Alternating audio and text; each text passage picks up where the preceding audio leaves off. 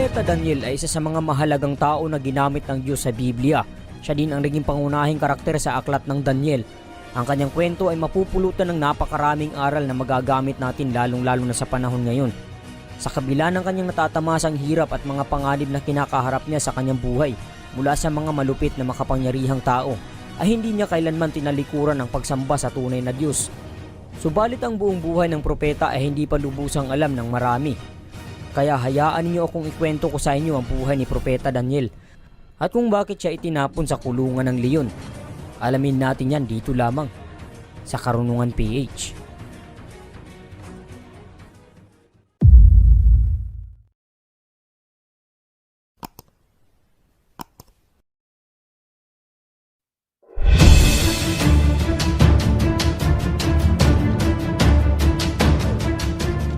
Hindi malinaw na inihayag sa Biblia kung kailan at saan isinilang si Daniel at sino ang kanyang mga magulang, dahil ang kanyang libro ay nagsasaad lamang ng mga propesiyang mangyayari sa hinaharap.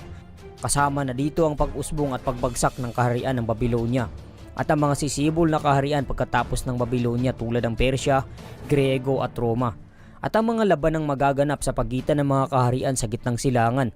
Nakapropesiya din dito ang pagdating ng Mesiyas sa lupa. Bagamat may ilang konserbatibong scholars na naniniwala na si Daniel ay totoong umiiral at ang kanyang aklat ay isinulat noong ika-6 na siglo BCE, mayroon ding mga scholars na tinututulan ng paniniwalang ito at nagsasabi na ang propeta ay hindi makasaysayang tao na minsang nabuhay at karamihan sa kanyang sulat ay isang cryptic illusion o misteryosong ilusyon lamang sa paghahari ng isang Hellenistic king na si Haring Antiochus IV Epiphanes noong ika-2 siglo BC.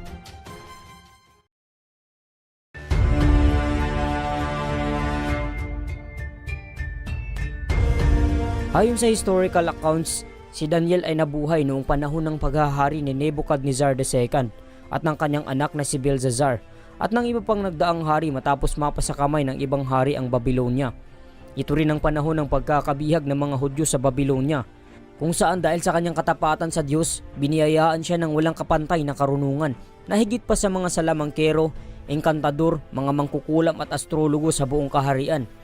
Nagkaroon ng kakayahan ng propeta na ipaliwanag ang panaginip, maging ang panaginip ni Haring Nebuchadnezzar tungkol sa pagbagsak ng Babylonia, hanggang sa siya ay naging isang bihirang leader at tagapayo sa mga hari ng Babylonia. Ang pangalan ni Propeta Daniel ay nangangahulugan sa wikang Hebreo na God is my judge o Diyos ang aking hukom. Nang ikatlong taon ng paghahari ni Haring Jehoiakim sa Huda, ang Jerusalem ay kinubkob ni Nebuchadnezzar ng Babylonia. Pinahintulutan ng Panginoon na bihagin niya si Haring Jehoiakim at samsamin ang ilang kasangkapan sa templo. Lahat ng ito ay dinala ni Nebuchadnezzar sa lupain ng Babylonia at inilagay sa kabangyaman ng templo ng kanyang mga Diyos. Ang mga Hudyo ay nasasailalim noon sa pamamahala ng Babylonia. Ang Babylonia ay isang paganong imperyo at namumuhay sa kasamaan. Hindi sila sumasamba sa tunay na Diyos na buhay. Dahil sa angking karunungan ni Daniel, siya ang ipinapatawag kaagad ng hari sa tuwing nagkakaroon ito ng panaginip. At 2 beses na ipinaliwanag ni Daniel ang panaginip ng hari na may kaugnayan sa kanyang kaharian at sa kanyang sarili. At dahil naging palalo ang hari, ay ibinagsak siya ng Diyos upang malaman niya na hindi siya ang may-ari ng mundo at mayroon pang hari na mas mataas kaysa sa kanya na dapat niyang paglingkuran. Subalit sa huli ay napagtanto naman ng hari ang kanyang kamalian at sumamba ito sa tunay at nag-iisang Diyos. Nang mamatay si Haring Nebuchadnezzar, pumalit sa pwesto ang kanyang anak na si Belshazzar. Ngunit ganoon pa rin ng kanyang anak, isang masamang hari at hindi sumusunod sa kalooban ng Diyos.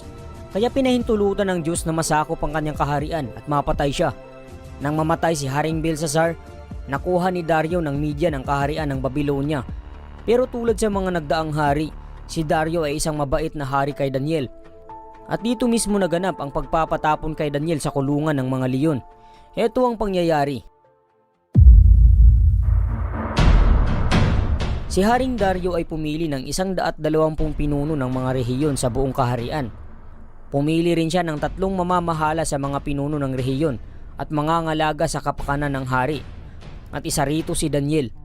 Si Daniel lang naging pangunahin sa 3 tagapamahala at sa mga pinuno ng mga rehiyon dahil sa kanyang pambihirang karunungan. Dahil dito inisip ng hari na siya ang gawing tagapamahala sa buong kaharian. Kaya lang ang 2 kasama niyang tagapamahala at ang mga pinuno ng mga rehiyon ay humanap ng maibibintang kay Daniel upang huwag matuloy ang magandang balak ng hari para sa kanya. Ngunit wala silang makitang dahilan sapagkat laging tapat si Daniel sa kanyang tungkulin. Kaya't sinabi nila na wala tayong maibibintang sa kanya maliban sa mga bagay na may kinalaman sa kautusan ng kanyang Diyos. Kaya nagkaisa silang humarap sa hari at sinabi, "Mabuhay ang Haring Dario.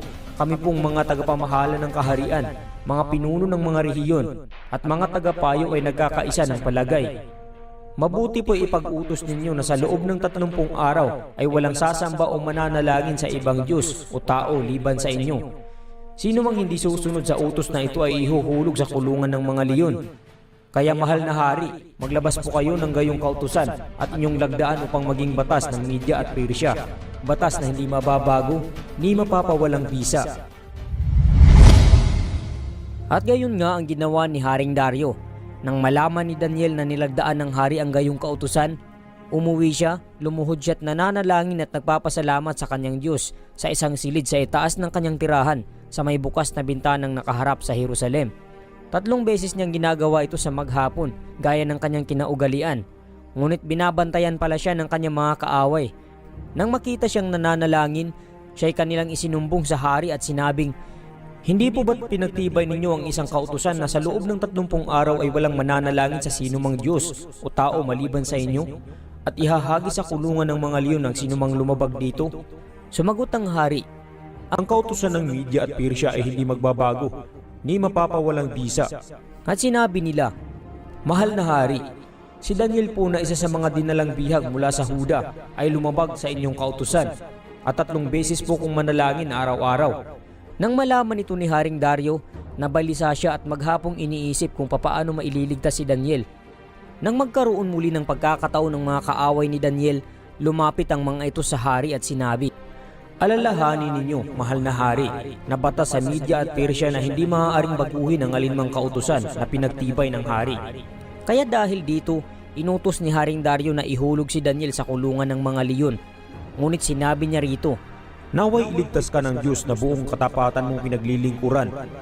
Ang bunganga ng kulungan ay tinakpan ng isang malaking bato. Tinatakan ito ng pantatak ng hari at ng kanyang mga tagapamahala para hindi mabuksan ng sinuman. Ang hari naman ay umuwi sa palasyo, ngunit magdamag itong hindi makatulog. Hindi siya tumikim ng pagkain at ayaw rin niyang paaliw. Kinabukasan maagang bumangon ang hari at nang mamadaling pumunta sa kulungan ng mga leyon. Pagdating doon, malungkot siyang tumawag, "Daniel, tapat na lingkod ng Diyos na buhay, iniligtas ka ba niya sa mga leyon?" Sumagot si Daniel, "Mabuhay ang hari. Wala pong nangyari sa akin sapagkat ang bibig ng mga leyon ay pinatikom ng mga anghel na isinugo ng aking Diyos. Ginawa po niya ito sapagkat alam niyang wala akong kasalanan, ninagawang masama laban sa inyo." Dahil dito, labis na nagalak ang hari at iniutos niya na iahon si Daniel mula sa kulungan ng mga leyon. Nang siya ay maiahon na, wala silang nakita kahit man lang ang bahagyang galo sa katawan ni Daniel, sapagkat nagtiwala siya sa kanyang Diyos. Ang mga nagbintang kay Daniel ay pinahulog ng hari sa kulungan ng mga leyon, pati na ang kanilang mga anak at asawa. Hindi pa sila halos sumasayad sa kulungan ay nilapa na sila ng mga leyon. Pagkatapos sinulatan ng Haring Dario ang lahat ng tao sa bawat bansa at wika sa buong daigdig. Isinasaad sa sulat, "Sumainyo ang kapayapaan. Iniuutos ko sa lahat ng aking mga nasasakupan na matakot at gumalang sa Diyos ni Daniel, sapagkat siya ang Diyos na buhay at mananatili magpakailanman. Hindi mawawasak ang kanyang kaharian at mananatili habang panahon ng kanyang kapangyarihan. Siya ay sumasaklolo at nagliligtas. Gumagawa siya ng mga kababalaghan sa langit at lupa. Iniligtas niya si Daniel mula sa mga leyon."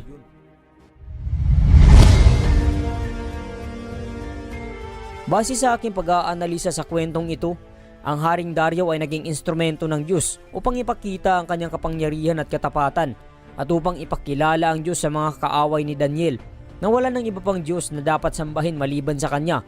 Alam din naman ng hari na walang ginawang masama si Daniel at hindi malaking bagay sa kanya ang pagsamba ni Daniel sa Diyos, sapagkat ang utak naman sa ipinatupad na batas ay ang mga pinunong inatasang mamuno sa buong rehiyon at hindi utos mismo ng hari. Kung kaya't bigat sa kanyang kalooban na si Daniel ay ipapatapon sa kulungan ng mga leyon. Nangyari lamang ito nang dahil sa pag-anyak ng mga inggit sa kanyang posisyon.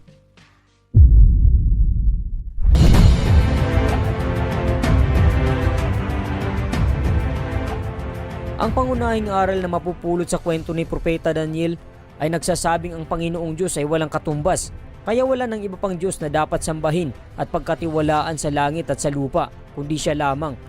Ang hindi natitinag na pananampalatayan niya sa Diyos ang siyang nagbibigay sa kanya ng lakas ng loob sa kabila ng banta ng kamatayan. Tumanggi siyang ikompromeso ang kanyang paniniwala at patuloy na nananalangin ng hayagan. Nagsasabi din ito na ang pagtatanim ng inggit sa iyong kapwa ay hindi magbubunga ng kabutihan na tulad ng ginawa ng mga kaaway ng propeta. Ipinakita ni Daniel ang matinding katapangan sa pamamagitan ng pagharap sa mga leon nang walang takot.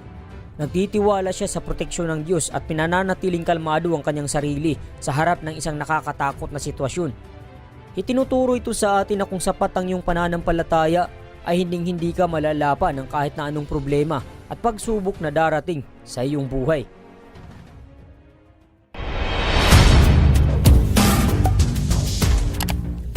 Kung nagustuhan mo ang video na ito ay huwag mo namang kalimutang mag-iwan ng like at subscribe at i-share mo na rin upang mas marami pa ang makakapanood. Tandaan, higit na mainam sa ginto ang magkaroon ng karunungan at higit kaysa sa pilak ang magkaroon ng pangunawa. Hanggang sa muli at maraming salamat sa pagsubaybay.